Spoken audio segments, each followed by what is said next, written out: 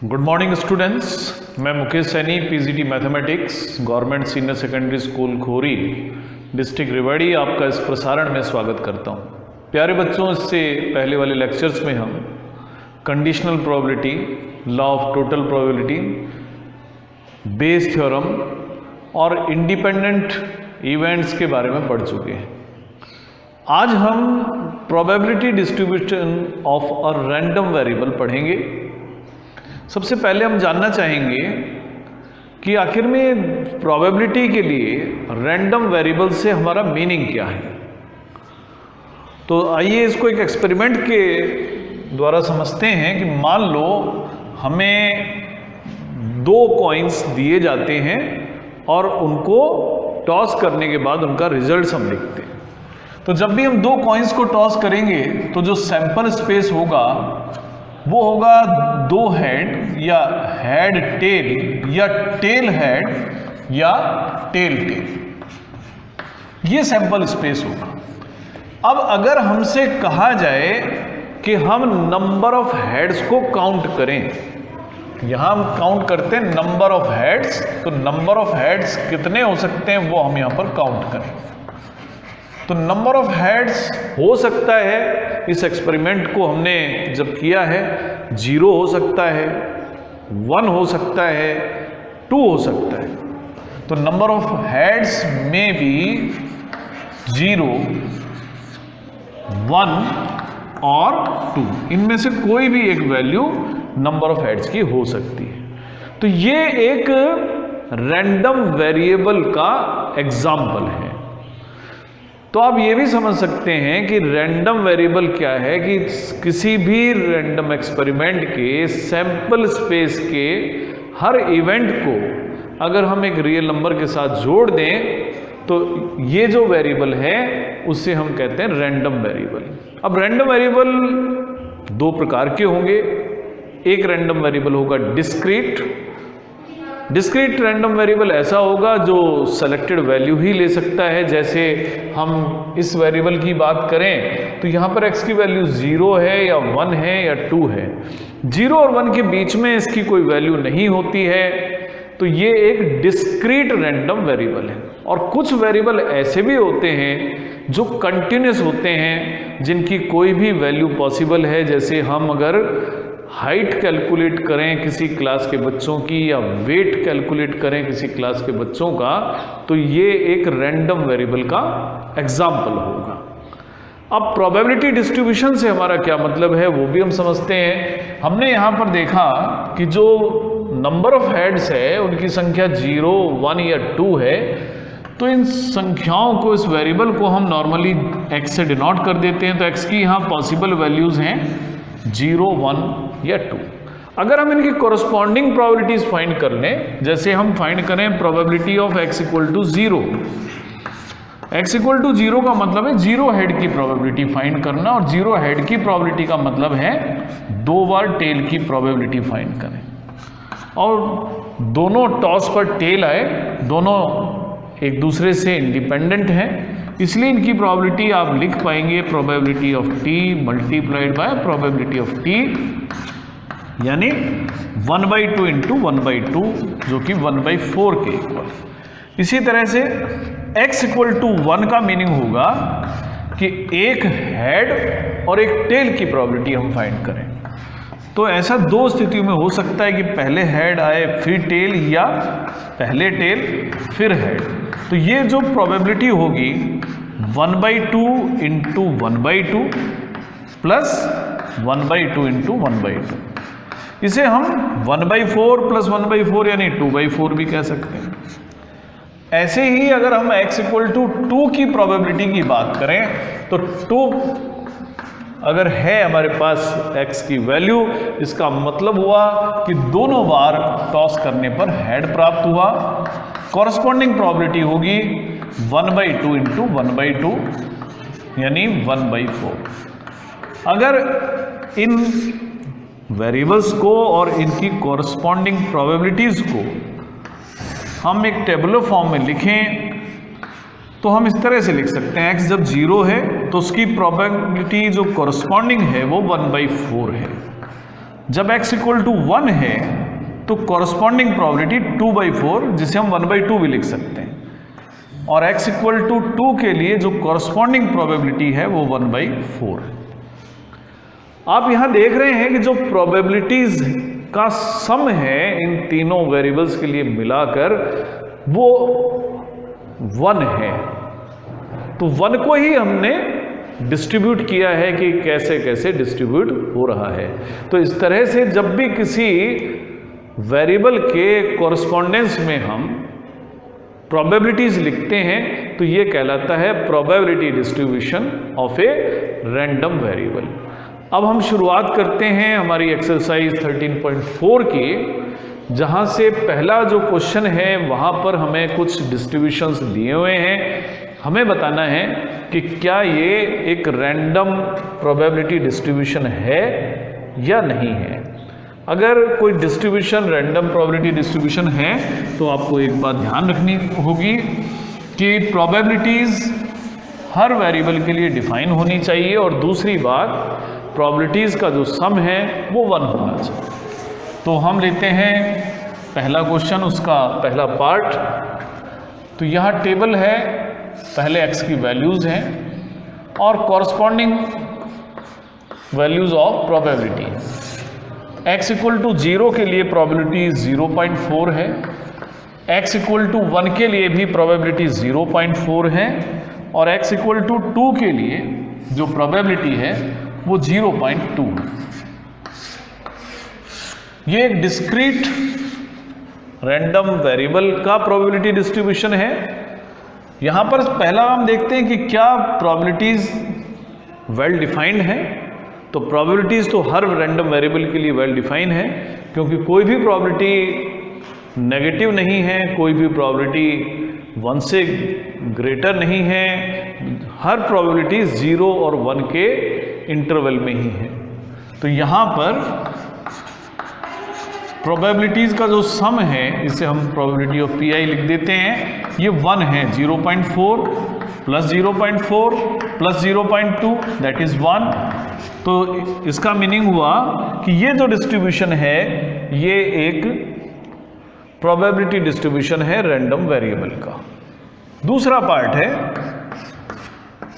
x की जो values हैं वो 0, 1, 2, 3 और 4 है, और कॉरस्पॉन्डिंग प्रोबेबिलिटीज हैं 0.1, 0.5, 0.2, 0.1 लेकिन माइनस का, और 0.3।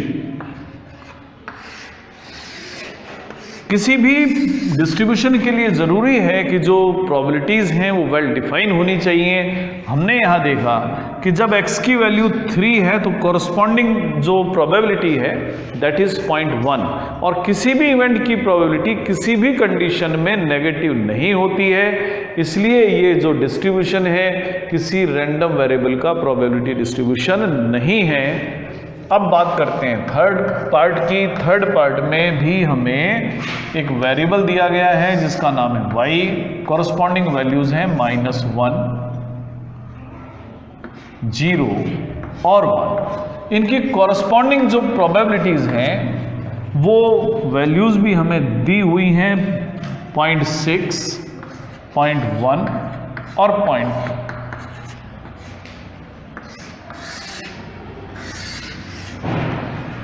तो इसमें एक तो नई बात यह है कि यहां पर वेरिएबल जो है वो भी नेगेटिव है।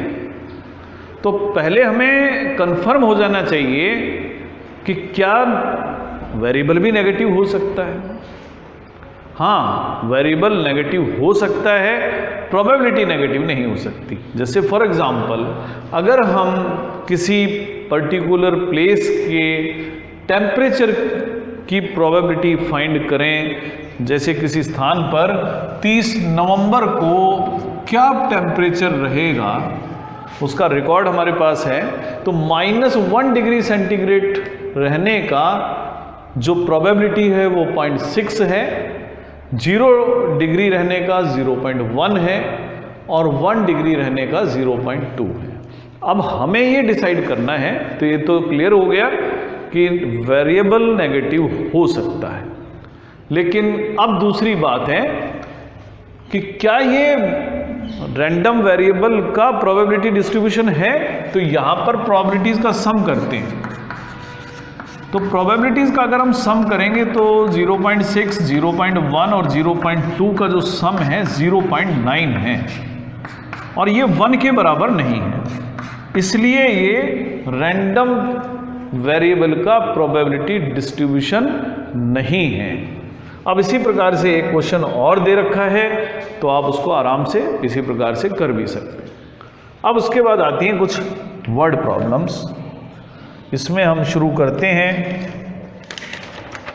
क्वेश्चन नंबर 3 से, क्योंकि सेकंड क्वेश्चन एक छोटा सा क्वेश्चन है, आप आराम से उसको कर पाएंगे। हम थर्ड क्वेश्चन पढ़ते हैं पहले।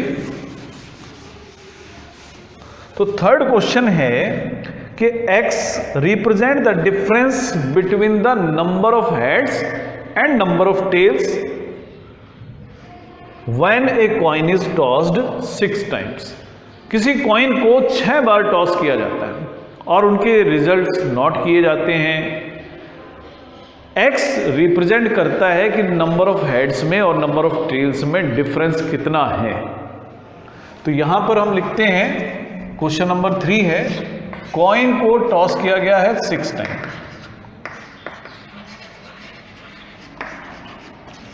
और x का मीनिंग यहां पर है डिफरेंस बिटवीन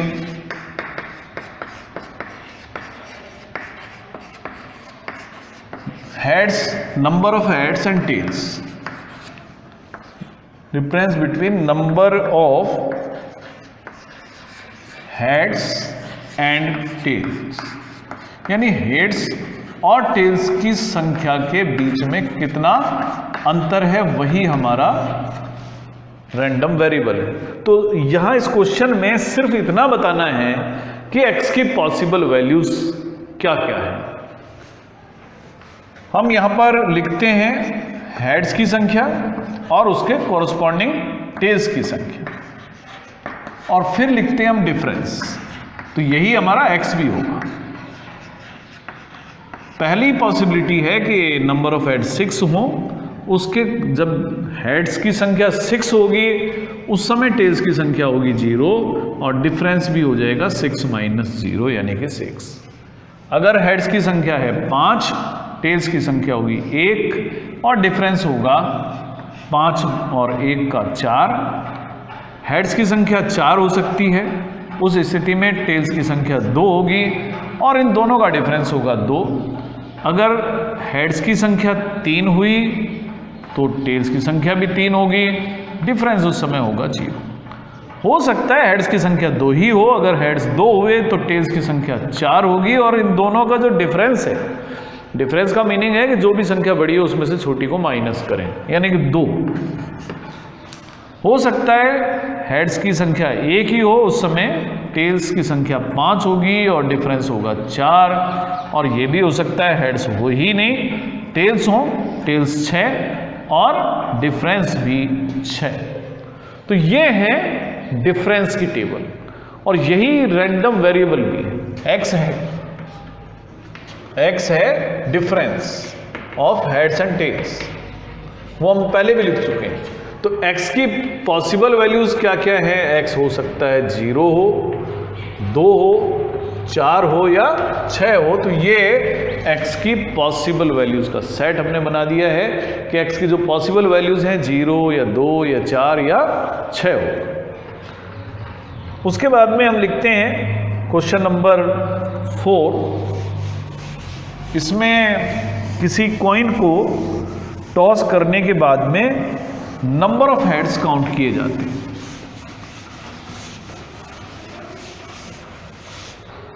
तो इसमें तीनों क्वेश्चन एक जैसे ही हैं। हम दूसरा क्वेश्चन ले लेते हैं। इसका दूसरा पार्ट है प्रोबेबिलिटी डिस्ट्रीब्यूशन। हमें फाइंड करना है नंबर ऑफ टेल्स का, जबकि 3 कॉइन्स को एक साथ टॉस किया जाता है। ये क्वेश्चन नंबर 4 का सेकंड पार्ट। जब 3 कॉइन्स को एक साथ टॉस करेंगे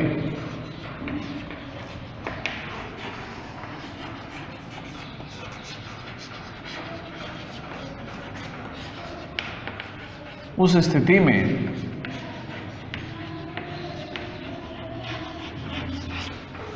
देन पहले हम सैंपल स्पेस लिखते हैं, तो सैंपल स्पेस होगा, हो सकता है तीनों हेड्स आए, ऐसी संभावना ये भी है कि 2 हेड और एक टेल आए, जिसे हम इस तरह से लिख सकते हैं।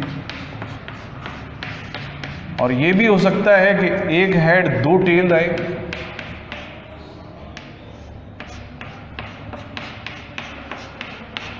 और एक संभावना ये भी है कि तीनों रिजल्ट्स टेल के रूप में हमें प्राप्त हो।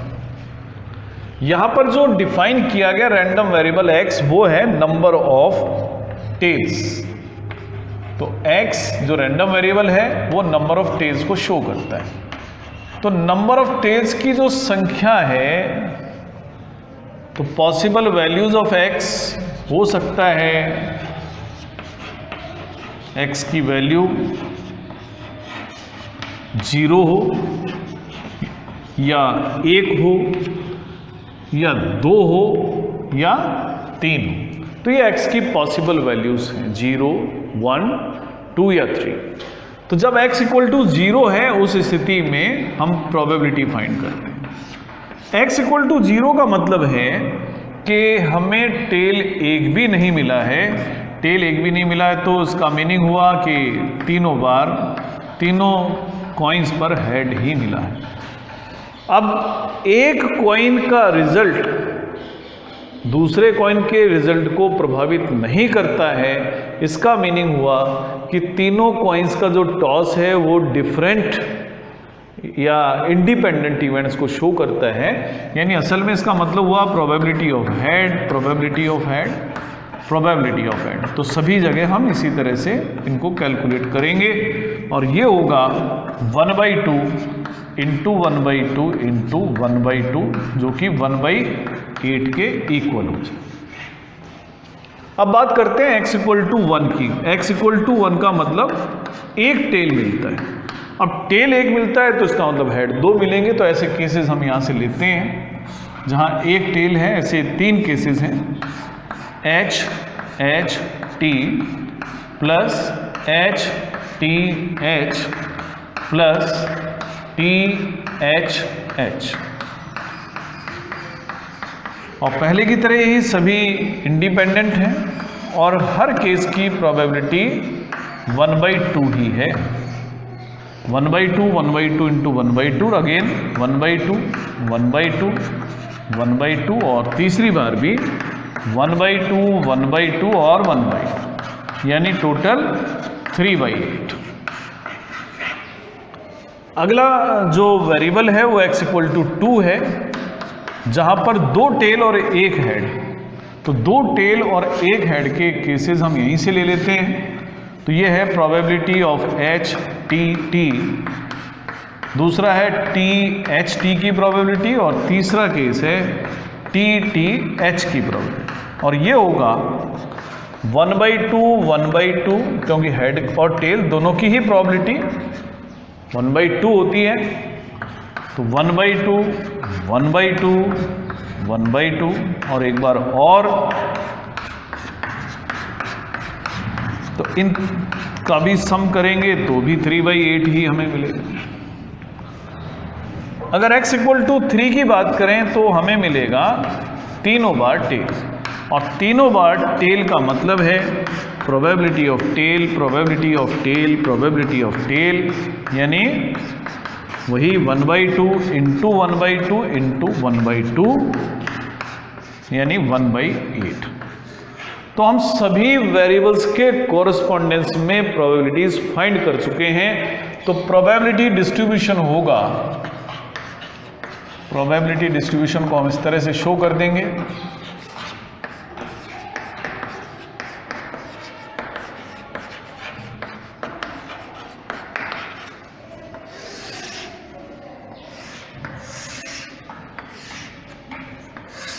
पहले हम x की वैल्यूज लिखते हैं जो कि 0, 1, 2 और 3 हैं। इनकी कॉरस्पॉन्डिंग प्रोबेबिलिटीज़ हैं 1/8, 3/8, 3/8 और 1/8। अब इनका सम करके देखें प्रोबेबिलिटीज़ का, तो ये आपको मिलेगा 1। इसी तरह से आप इसका पहला और तीसरा पार्ट भी कर सकते हैं। अब हम लेंगे क्वेश्चन नंबर 5। आप क्वेश्चन नंबर 5 का स्टेटमेंट इतने पढ़ें।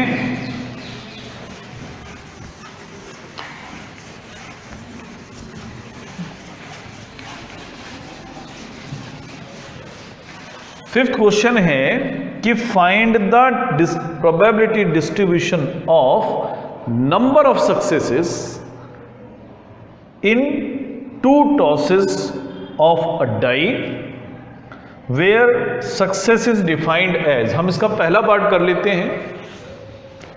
तो यहां पर probability distribution number of successes का करना है। अब सक्सेस है पहले पार्ट में कि ऑब्टेनिंग अ नंबर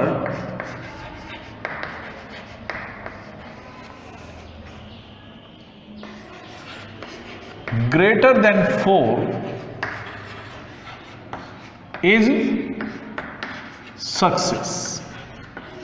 तो जब भी मैं किसी डाई को थ्रो करूंगा तो टोटल जो सैंपल स्पेस में आउटकम्स होंगे वो 6 होंगे, और 4 से बड़ा अगर नंबर आता है तो या तो 5 आएगा या 6 आएगा। तो यानी 2 केसेस फेवरेबल होंगे और सक्सेस की प्रोबेबिलिटी 2/6 होगी। तो लेट सक्सेस को हम डिनोट करते हैं, success is denoted by S. और जब सक्सेस ना मिले तो उसे हम कहेंगे failure, and failure is denoted by S F. तो आगे से सभी एक्सपेरिमेंट के लिए जब भी सक्सेस की बात आएगी तो उसको हम फर्स्ट लेटर एस से डिनोट करेंगे, और सक्सेस नहीं मिलेगी इस इवेंट को हम फेलियर कहेंगे और इसे हम एफ से डिनोट करेंगे। तो यहां पर डाई को 2 बार थ्रो किया जाता है। When a die is thrown twice. तो अब आपने 2 बार थ्रो किया है तो सक्सेस भी आपको उसी के अनुरूप मिलेगी। हो सकता है आपको सक्सेस एक बार भी ना मिले, एक बार मिले या 2 बार मिले। तो x जो रैंडम वेरिएबल है वो है नंबर ऑफ सक्सेसेस। तो नंबर ऑफ सक्सेस की हम बात कर रहे हैं। पॉसिबल वैल्यूज ऑफ x जो है हो सकता है एक भी सक्सेस ना मिले, या 1 मिले या 2 मिले। अब हम सक्सेस की प्रोबेबिलिटी की बात कर लेते हैं। सक्सेस कब मिलेगी? अगर आपको कोई भी नंबर मिलता है जो 4 से बड़ा है, यानी नंबर या तो 5 है या 6 है, तो सक्सेस की प्रोबेबिलिटी है 2/6, जिसे आप 1/3 भी कह सकते हैं। अब प्रोबेबिलिटी ऑफ फेलियर होगा 1 माइनस प्रोबेबिलिटी ऑफ सक्सेस, यानी 1 माइनस 1/3, जिसे आप 2/3 भी कह सकते हैं। तो अब हम पहला काम करते हैं, प्रोबेबिलिटी ऑफ 0 सक्सेस फाइंड करें। 0 सक्सेस का मीनिंग है दोनों बार हमने एक्सपेरिमेंट करा और जो रिजल्ट आया वो ऐसा था कि नंबर हमें 4 से बड़ा नहीं मिला। तो इसकी जो कॉरस्पॉन्डिंग प्रोबेबिलिटी होगी वो होगी 2/3 इंटू 2/3 यानी 4/9। अब इसके बाद हम फाइंड करेंगे x = 1 की प्रोबेबिलिटी। x = 1 का मतलब एक सक्सेस है। सक्सेस हो सकता है आपको फर्स्ट थ्रो पर मिल जाए, फर्स्ट थ्रो पर सक्सेस, दूसरे पर फेलियर, ऐसा हो सकता है। लेकिन ऐसी भी चांस है कि पहली बार फेलियर, दूसरी बार सक्सेस। इसे हम लिखेंगे सक्सेस की प्रोबेबिलिटी 1/3, फेलियर की प्रोबेबिलिटी 2/3, और इसी तरह से यहाँ पर भी 2/3 इंटू 1/3, 2/9 और 2/9, एक बार फिर हम कहेंगे 4/9। अब बारी आती है x = 2 सक्सेस की, यानी दोनों बार सक्सेस मिला, इसे हम लिखेंगे probability of success and probability of success, यानी 1/3 इंटू 1/3, 1/9। तो अब मैं प्रोबेबिलिटी डिस्ट्रीब्यूशन लिख सकता हूं। तो प्रोबेबिलिटी डिस्ट्रीब्यूशन होगा, यहां हम x की वैल्यू रखेंगे, कॉरस्पॉन्डिंग वैल्यू ऑफ प्रोबेबिलिटी यहां लिखेंगे, 0, 1 और 2 तीन ही वेरिएबल की वैल्यूज हैं, और कॉरस्पॉन्डिंग प्रोबेबिलिटीज हैं 4/9, 4/9 और 1/9। तो इस तरीके से हम इसका प्रोबेबिलिटी डिस्ट्रीब्यूशन लिख देते हैं, और इसमें एक और पार्ट है वो भी आप इसी तरह से कर सकते हैं। अब उसके बाद में जो 6th और 7th क्वेश्चन हैं वो भी बिल्कुल इसी प्रकार के क्वेश्चंस हैं जिन्हें आप आराम से कर पाएंगे। अब हम क्वेश्चन नंबर 8 लेते हैं। 8th क्वेश्चन में एक रैंडम वेरिएबल का प्रोबेबिलिटी डिस्ट्रीब्यूशन दिया हुआ है, और उसमें हमें कई पार्ट्स दे रखे हैं, उन पार्ट्स को सॉल्व करना है। तो पहले हम बनाते हैं एक टेबल। ये क्वेश्चन नंबर 8 की टेबल है, जहां पहले x की वैल्यूज दी हुई हैं और साथ में ही उनकी प्रोबेबिलिटीज भी दी। x = 0, प्रोबेबिलिटी 0, 1 के लिए k, 2 के लिए 2k, 3 की वैल्यू भी 2k प्रोबेबिलिटी, 4 अगर x है तो प्रोबेबिलिटी 3k, 5 के लिए k², 6 के लिए 2k², और 7 के लिए 7k² + 1, 7k² + k। तो ये वेरिएबल और उनकी कॉरस्पॉन्डिंग प्रोबेबिलिटीज दी हुई। अब इसमें जो पहला पार्ट है, हमसे पूछा गया k की वैल्यू क्या है।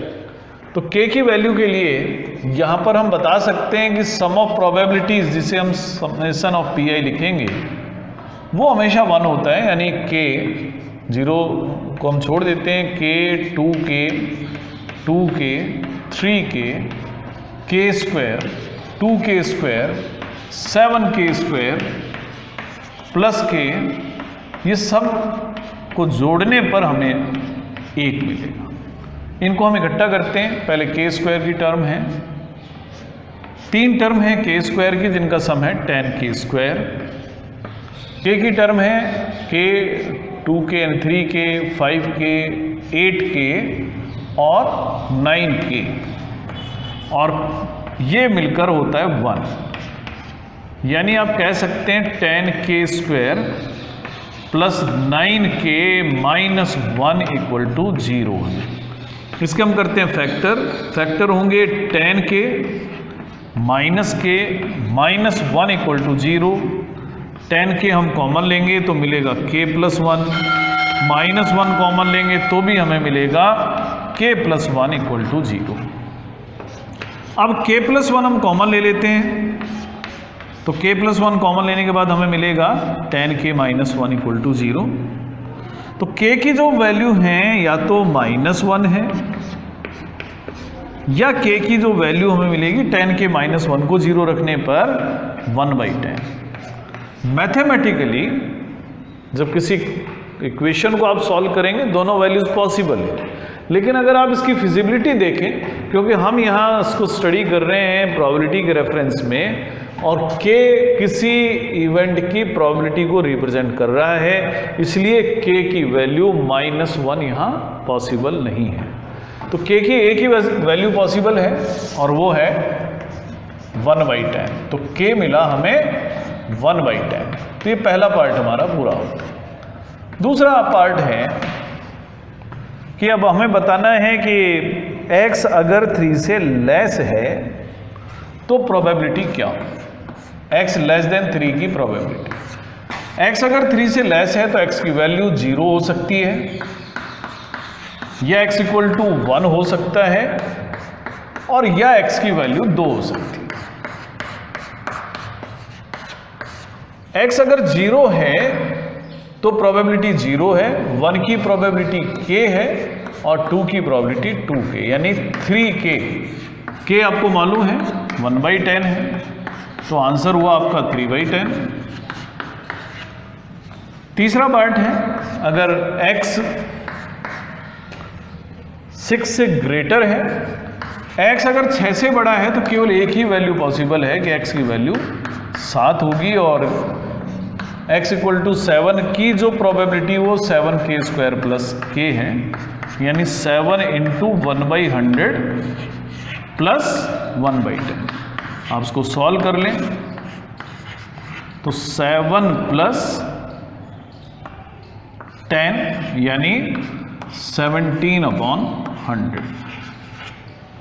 और चौथा पार्ट है कि प्रोबेबिलिटी आप बताएं जब x की वैल्यू ग्रेटर देन 0 हो बट लेस देन 3 हो। x की वैल्यू 0 से 3 के बीच में हो, यानी x या तो 1 होगा और या x की वैल्यू होगी 2। x अगर 1 है तो प्रोबेबिलिटी k है और 2 है तो 2k, यानी ये भी 3k और k की वैल्यू एक बार फिर हम रख देंगे 1/10।